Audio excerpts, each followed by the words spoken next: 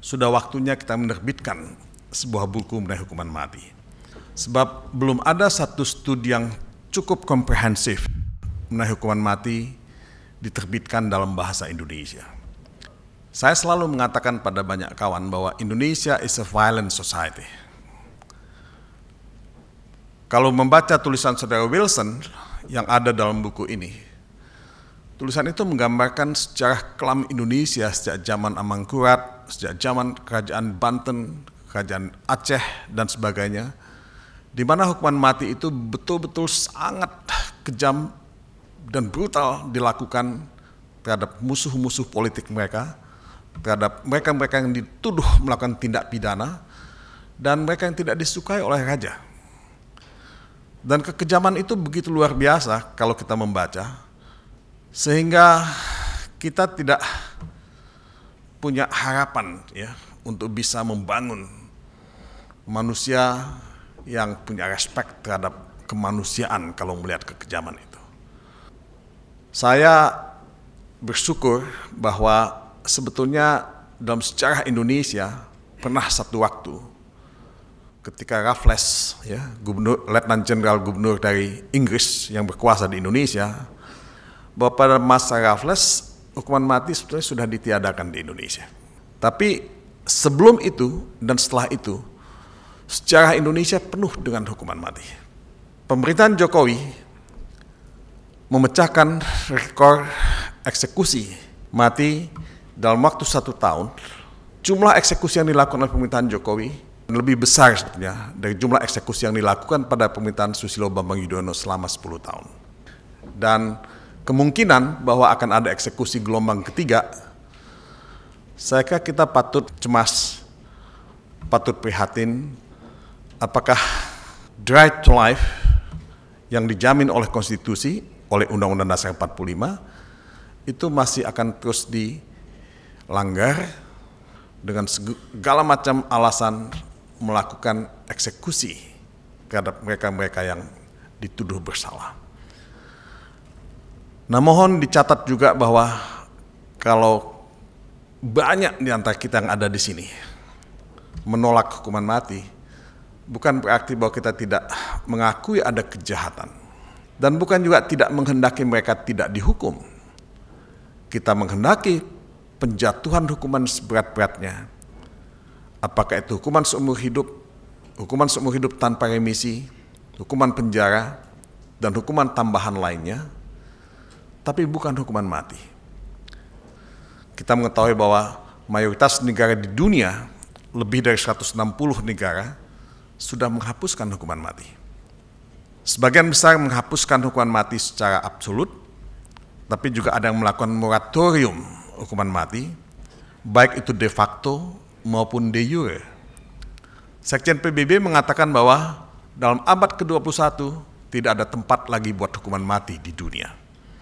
Itu pernyataan dari Sekjen PBB Ban Ki-moon. Dari segi konstitusi atau hukum tata negara,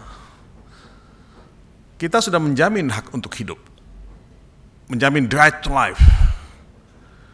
Dan sebetulnya Mahkamah Konstitusi sudah mengakui ada 7 kategori hak asasi manusia yang tidak bisa dicabut dalam keadaan apapun, yang disebut sebagai non-derogable human rights.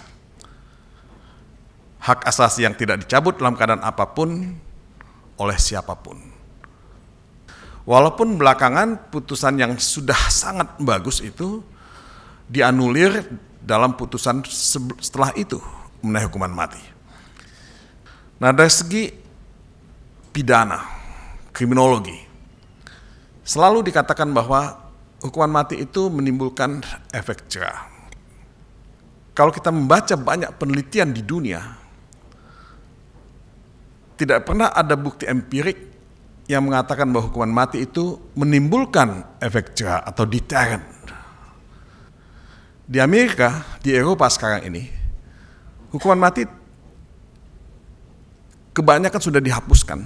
Di beberapa negara bagian di Amerika masih diperlakukan, walaupun banyak yang sudah tidak melaksanakan lagi. Dan tidak pernah dikatakan bahwa hukuman mati itu harus dilakukan karena alasan-alasan penjeraan. Sama sekali tidak. Jadi memang alasannya bukan menimbulkan efek jerah. Dan berapa banyak terpidana mati yang sudah dieksekusi di Indonesia, terutama terpidana narkoba, toh kita melihat tidak pernah angka kejahatan narkoba itu menurun di Indonesia. Setiap hari kita melihat berita mengenai narkoba. Nah, apakah kejahatan seksual yang terjadi banyak sekali itu juga akan menurun ketika hukuman mati itu dijatuhkan? Ketika hukuman pengkebirian itu dijatuhkan? Menurut saya, ya, banyak alternatif hukuman lain yang bisa dijatuhkan dan tidak bisa kesalahan itu hanya ditimpakan kepada individu. Crime is a product of injustice. Crime is a product of society, of economic inequality. Jadi sangat tidak fair menjatuhkan pidana mati hanya kepada seorang individu, padahal individu itu adalah produk dari ketidakadilan sosial, ketidakadilan politik, ketidakadilan ekonomi, dan sebagainya. Yang sebetulnya we as a society contribute, kita juga punya andil terhadap kejahatan itu. Negara juga punya andil terhadap kejahatan itu. Tulisan dari Saudara Ikrak Sulhin yang ada dalam buku ini bisa menjelaskan kepada kita semua betapa tidak terbuktinya alasan penjeraan itu. Kita juga bisa melihat bahwa inkonsistensi Indonesia itu akan gampang terbaca ketika kita pada satu sisi membela TKI-TKI kita yang diancam dengan pidana mati. Tapi pada sisi lain kita menjatuhkan hukuman mati di Indonesia. Akan sangat sulit untuk menjustifikasi pledoi terhadap warga negara Indonesia di luar negeri yang dipidana mati, sementara kita tetap menjatuhkan eksekusi atau melaksanakan eksekusi pidana mati di Indonesia. Pemerintah Indonesia yang mengajukan RUU KUH pidana sekarang itu sudah mengubah hukuman mati tidak lagi sebagai hukuman pokok, tapi sebagai hukuman alternatif. Nah, artinya apa?